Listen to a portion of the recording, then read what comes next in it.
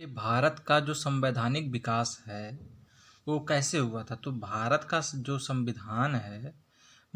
जो संविधान है वह जो है नियमों और कानूनों का जो है संग्रह है। ठीक है, जिसके आधार पर किसी भी देश का जो है शासन संचालित किया जाता है। ठीक है, तो भारत का अपना एक संविधान है।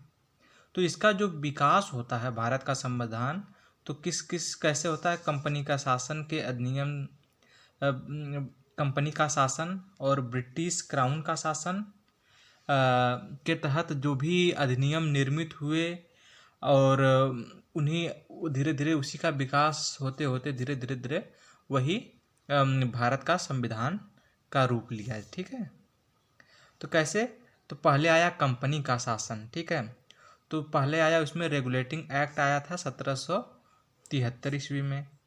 फिर इसके बाद पिट्स इंडिया एक्ट आया 1784 ईस्वी में।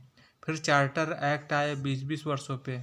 ठीक है, 1793 में पहला आया, फिर दूसरा चार्टर आया 1813 में, फिर तीसरा चार्टर आया 1833 में, फिर तीसरा आया 1853 में।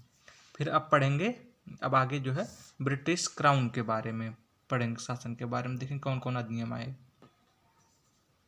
फिर आगे जो है ब्रिटिश क्राउन के शासन के अधीन जो है पारित होने वाले अधिनियमों में पहला था भारत शासन अधिनियम 1858 ईस्वी में पारित हुआ। इसके बाद जो है भारत परिषद अधिनियम पारित हुआ। कब कब पारित हुआ भारत परिषद अधिनियम? 1861 में, 1892 में, 1909 में। फिर इसके बाद फिर आया भारत शासन अधिनियम 1919 आ गया। फिर उसके बाद आया भारत शासन अधिनियम 1935। ये जो है ब्रिटिश क्राउन के शासन के अधीन आया। ठीक है, फिर इसके बाद 1947 में भारतीय स्वतंत्रता अधिनियम आ गया था। तो अब जो है अब हम पढ़ते हैं 1773 का रेगुलेटिंग एक्ट।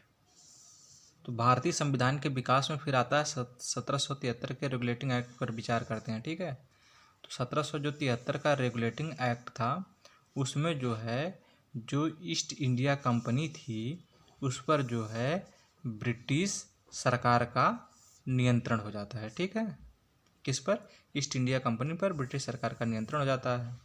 ये हो गई आपकी फर्स्ट पॉइंट।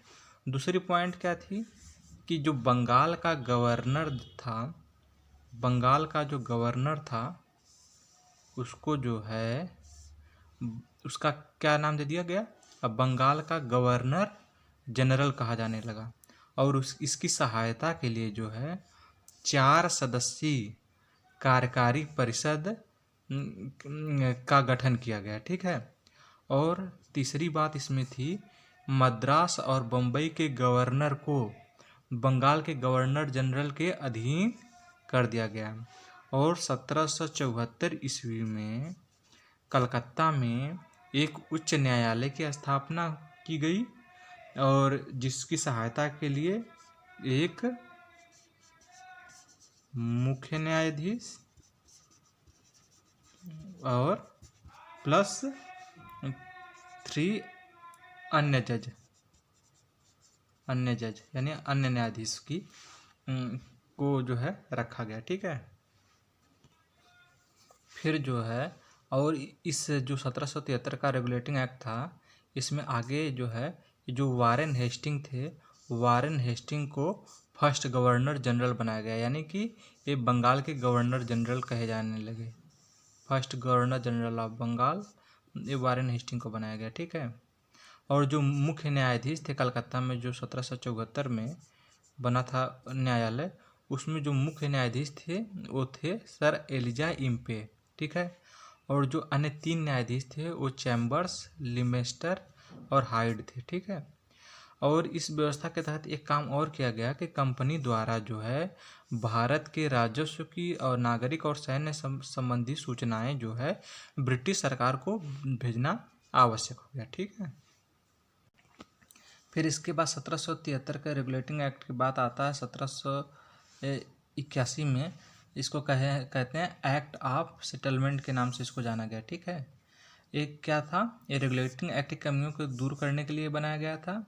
इसके अंतर्गत क्या था कि इसके अंतर्गत ये ला दिया गया कि जो कलकत्ता की जो सरकार है वह बंगाल के लिए, बिहार के लिए, उड़ीसा, इन तीनों के लिए जो है विधि बनाने का उसको अधिकार प्रदान कर दिया गया, किसको? कलकत्ता की सरकार को।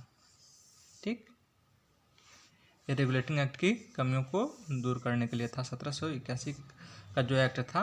इसके बाद फिर आता है 1784 में पिट्स इंडिया एक्ट। ठीक है।